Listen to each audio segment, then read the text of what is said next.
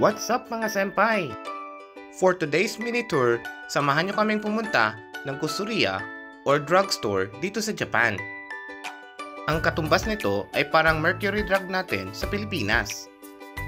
Ang kaibahan lang is meron silang mga raw meat products, kaya minsan dito na rin kami namimili ng aming mga pagkain. Halos kumpleto na din ang mabibili mo rito.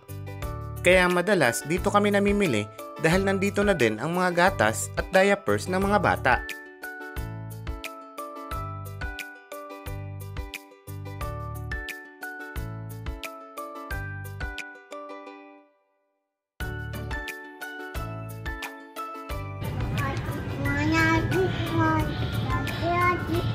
Oh, give it to mommy.